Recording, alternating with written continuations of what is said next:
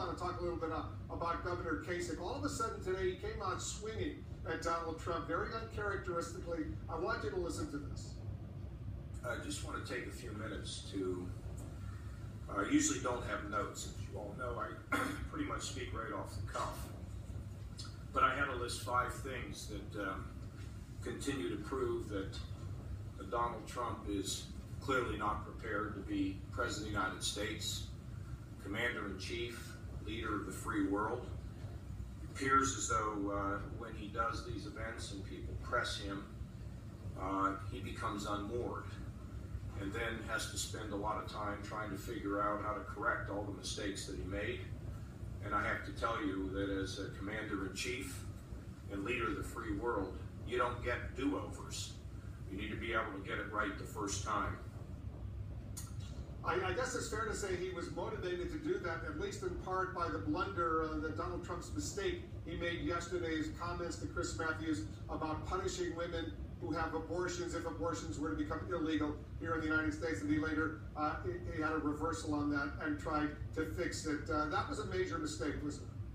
Well, that's a clarification. But I would say congratulations to Kasich. This is the first, I think, press conference he got all the media to kind of coverage. But it shows, I think it speaks credence to the fact that it's about a press conference about Donald Trump.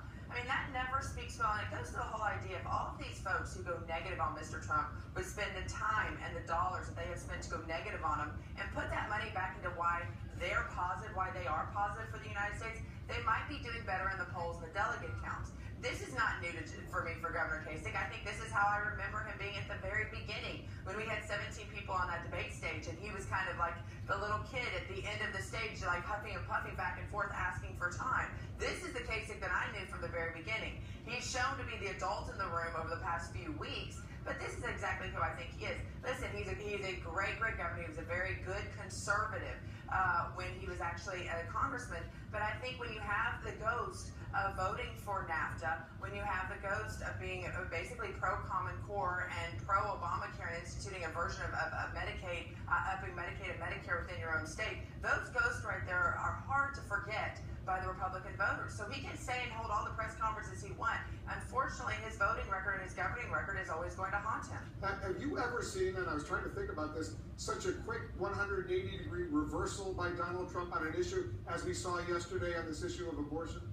I think it was more of a clarification. Listen, no, it was a real reversal. Let's talk about, never, I think what the one lesson that Mr. Trump learned yesterday is never sit there and answer hypothetical questions that aren't necessarily true or could ever become true, or you will get trapped. And the one thing that we have learned is that the liberal mainstream media that have been anti-Republican and anti-conservatives for so long use the issue of the pro-life, pro-choice abortion issue to trap Republicans, because there's usually a way, there's no way to win. And it's not just good enough for them to say that I am pro-life, as Mr. Trump has said, with exceptions. They want details. And in this case, Chris Matthews was setting him up with details, and once again, sitting there and being able to give a soundbite that can be taken out and not put in context. Scottie, you got to admit, he's done a million interviews, Donald Trump. He knows what he's doing. When he goes into a 1-hour session like this with Chris Matthews or anyone else, he's going to be asked a lot of questions, and he's not going to be able to do a do-over, if you will, as what John Kasich was talking about. Right, but at the same time, you have to also realize the context of it. The one thing about Mr. Trump is that I think he realized that this is not an issue that the executive branch necessarily handles. If Roe versus Wade is supposed to be reversed, that's a product of the judicial branch. And the only idea that the only influence that the executive branch can have over it is nominating a pro-life judge, which is something Mr. Trump has said over and over and over again. But other than that, there's a reason why we have the separation of branches, and I think Mr. Trump respects that. I think if Chris Matthews would have focused on issues that the executive branch actually did control and did put him up for these hypothetical gotcha questions, it would have been a much more successful. We would not have been Scottie, this is a very important issue, abortion rights for women. Whether you support abortion rights for women or you oppose abortion rights for women, this is a critically important issue.